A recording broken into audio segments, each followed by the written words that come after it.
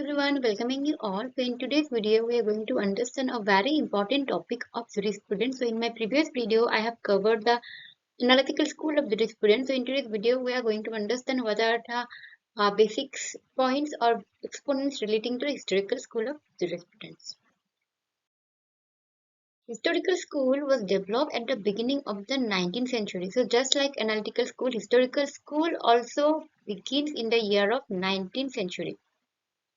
Friedrich Carl von Savigny is the founder of this school. Savigny, whose full name is Friedrich Carl von Savigny, was the founder of this school.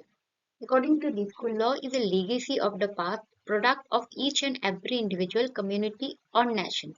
So, as the title is itself, historical school, so it basically gives more focus upon historical analytics. So, according to Savigny also says that law is a legacy of the past. Savigny says that law develops like language and has a national character. So, according to Savigny, law is something which develops with passing time and it has a national character of its own. He says the law is found and is not made. So, according to Savigny, law is found and is not something that is made. So, law was, according to Savigny, law was before also, but it was not discovered and it was not evolved. But people with passing time have found it and made it another and give it another name, that is law. He opposes codification and opined that custom is superior to legislation. So, according to Savigny, he was uh, against the idea of codification of law. He believes that custom is superior to legislation. He says that the nature of any particular system of the laws was a reflection of the spirit of the people who evolved it. So this is the very theory of what we know as Volk's theory, which talks about law is the will of the people, and he believes that you know, law is found, it's not something that is made. Historical school deals with the relation of law with societal institutes, in which law exhibits itself. So, according to Savigny, or according to historical school, they believe that law has a relation, or historical school has a relation with law. It concentrates on a primitive legal institution of society. This is the very definition or very thinking of the very founder of historical school, that is Friedrich von Savigny. Historical jurisprudence examines the manner of growth of a legal system and traces the growth of the law from origin with a view of finding out the origin of our legal concept in the general course of their evolution. So this is the very aim of historical school. They focuses on more on the historical underpinnings, more on the historical growth, more on the origin rather than the law as it is today. According to Pusta, the disciple of Savigny, so Pusta is another exponent of the historical school of jurisprudence who is also a disciple of Savigny. Law grows with the growth and straightens with the strength of the people and finally dies away as the nation loses its nationality. So just like Savigny, Pusta has also similar kind of beliefs according to what law is and what law should be. According to the historical jurisprudence, law is found and not made and associated with the people. So just like Savigny, Pusta was also agreeing with the very definition given by Savigny. But the law is not static. It varies from place to place and time to time and depending upon the social, economic, geographical and historical circumstance. So according to Pusta, law is not something that is static according to the needs of the society, according to the very circumstances of the society. It changes with time to time. That's why we have this amendment procedure in our constitution itself, which talks about adding new laws, curtailing the old one. So this is all about something which makes the law as a progressive one. Allen supports the historical approach with Savigny. So this Allen is not something that need aspirant have coaching. So Allen is something which is relating to the historical school and he is another exponent of this very school. Allen also supports historical approach and agrees with Savigny. So Allen, Pusta, and Savigny all were agreed with the term that law is found or is not something that is made. Now let us know some of the main doctrines of historical school. Law is found, it cannot be made.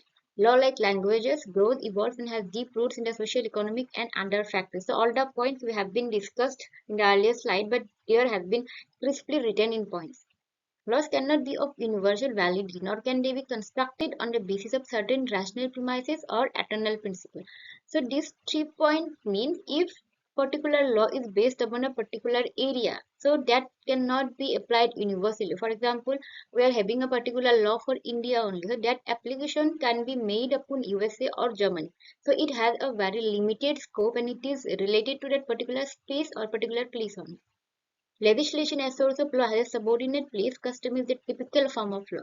So all three of the exponents believe that custom is more superior than the legislation. Historical school studies past rather than the present evolution of law. As I said, the very term of the school is historical. So obviously they would be more relying on the past theoretical approach. So just like the other exponent also, Pushta, Savigny, and the other exponent also have believed that it has a link to the past.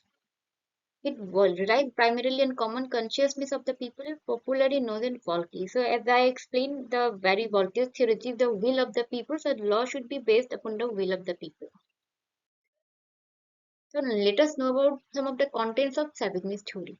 The code of Savigny's thesis is to be found in his essay on the vocation. So, according to what law is it found or is it made? All the kind of information he has added in his very book or in his very essay that is on the vacation. So, it is a very important thing to remember in order to add it in your answers. The main features of Savigny's historical school are summed by Friedman. So all his sayings of Savigny have been summarized in points by Friedman. Law is discovered or found and cannot be artificially invented or made. So they gives more focus upon that law is discovered or found. Law is fundamentally organic and development in character which can be found both in primitive and modern communities in varying form of popular consciousness and beliefs, customs, and tradition, habits, and practices which finally contribute to people's law or workings. So, as I said, law is based upon the very necessities of the people, and based on that, we have some kind of certain custom which makes a law. Law is sui generis, peculiar to a people like its language, and a heritage, a manifestation of its national ego or spirit. So, law cannot be universal validity. As I said, it is based upon the necessities of the people of that very place, so it doesn't have the universal approach or universal application towards all the other places.